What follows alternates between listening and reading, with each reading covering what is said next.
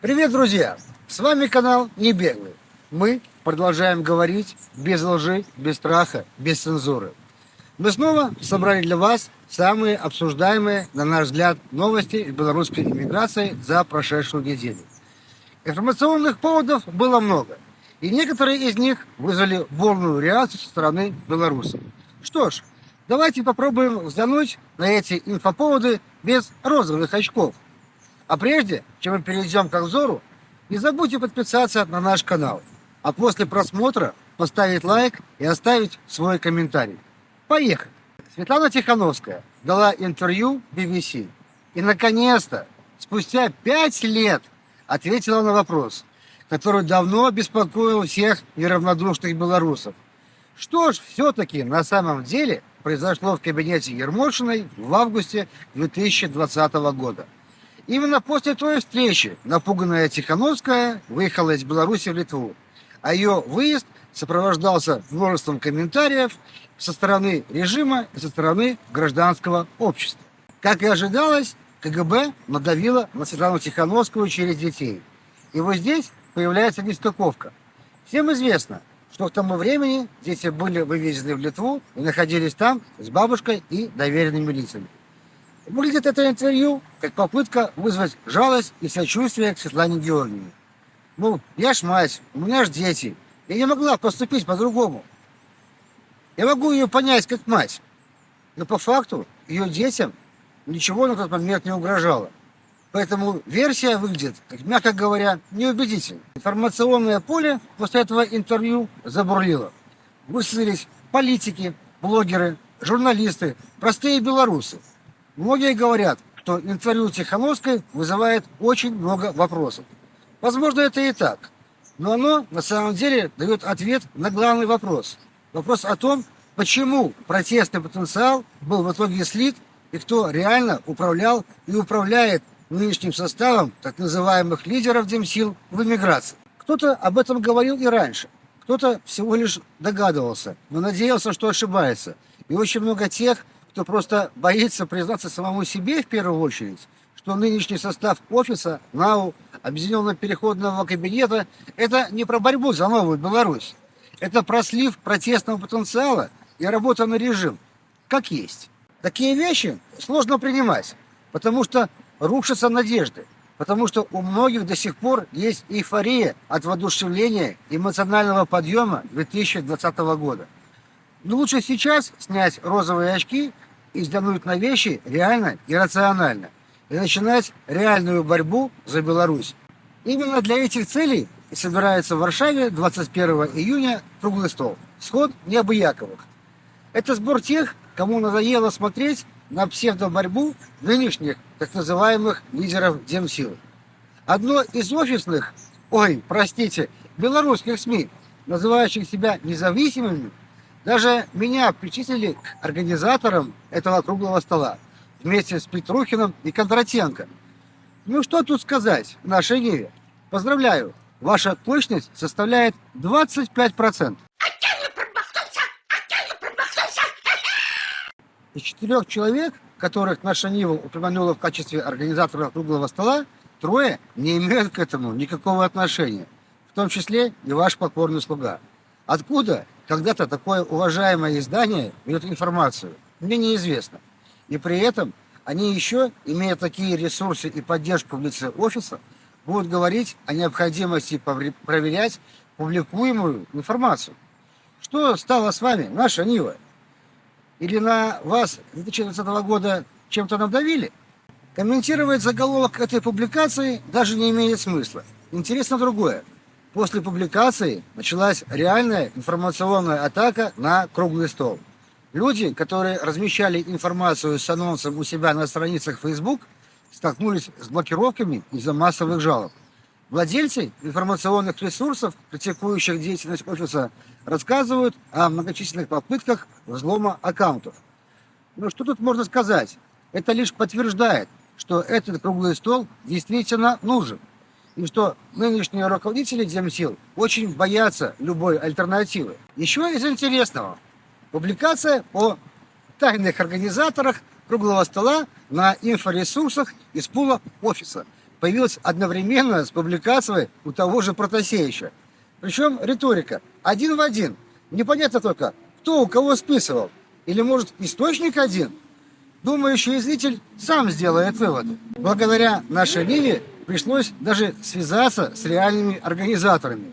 Это, кстати, было несложно. И они ответили на мои вопросы. В том числе на вопрос нашей Нивы о том, кто финансирует проведение круглого стола.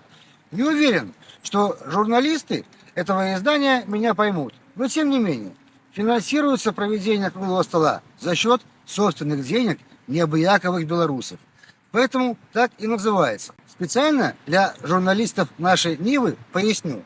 Собственные деньги – это деньги, заработанные собственным трудом. На стройке, в IT, отведение бизнеса. Не уверен, что вы поймете, о чем идет речь, но попробовать стоит. Это не деньги доноров, это не те деньги, получение которых сопровождается указанием. Что говорить можно, а что нельзя. Это когда ты тратишь заработанное и можешь говорить правду.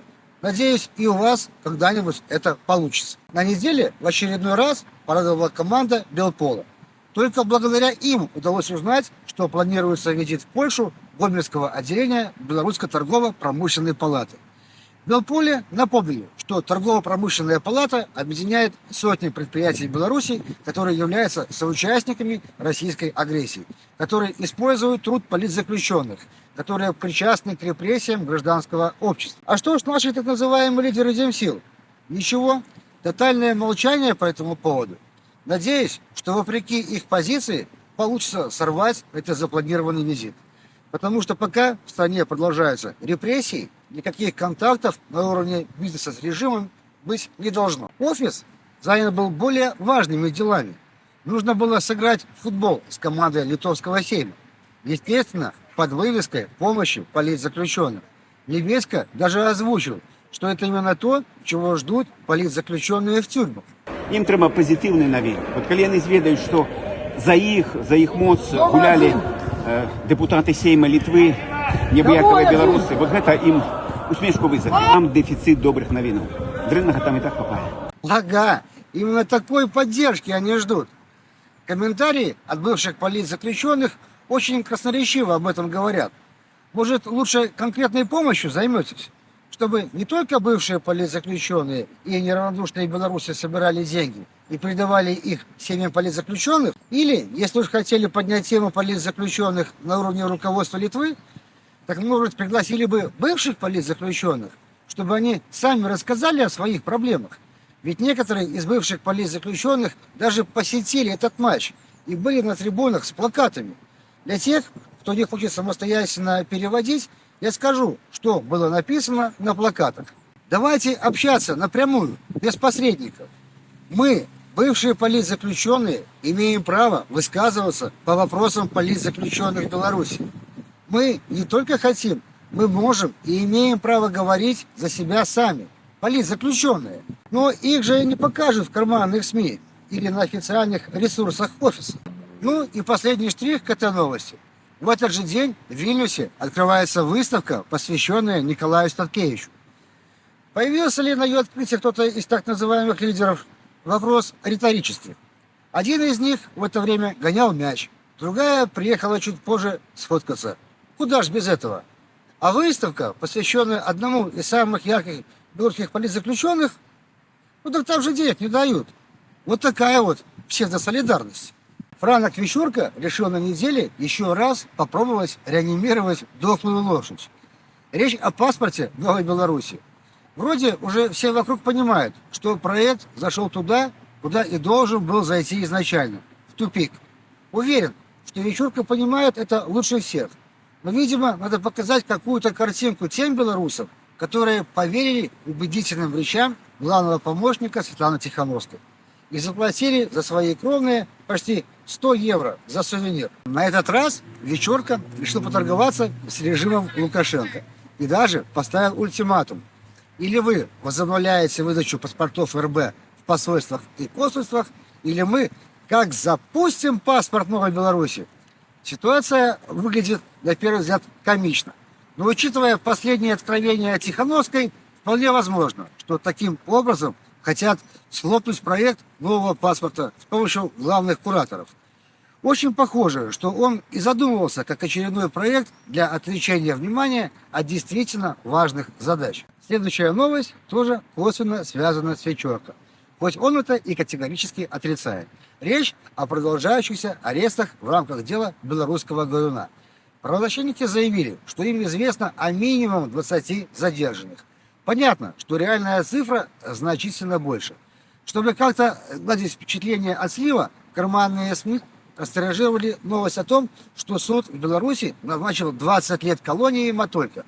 Естественно, заочно. Только те, кого задержали в Беларуси из-за халатной, я бы даже сказал, преступной небрежности, будут получать реальные сроки. Да, скорее всего, там будет не 20 лет, но это будет реальный срок. И получат его десятки, если не сотни людей, которые из-за равнодушия тех, кто находится в безопасности, будут гробить свои жизни и здоровье в тюрьмах. А виновники вы этого будут и дальше жить, припевающие в Европе, размахивая перед камерами своими виртуальными сроками. Вот в такой виртуальной реальности и живем. Это все, о чем мы хотели рассказать на этой неделе. Пишите в комментариях, что вы думаете об этих и других важных событиях. Подписывайтесь на наш канал и делитесь видео со своими друзьями. Ставьте лайк. Ваша поддержка очень важна для развития канала. Только снова объединившись, но уже с учетом пройденного пути и сделанных ошибок, мы сможем построить новую Беларусь. Это будет не быстро, это будет не просто, но это будет. С вами был канал Не Бегай. Скоро увидимся.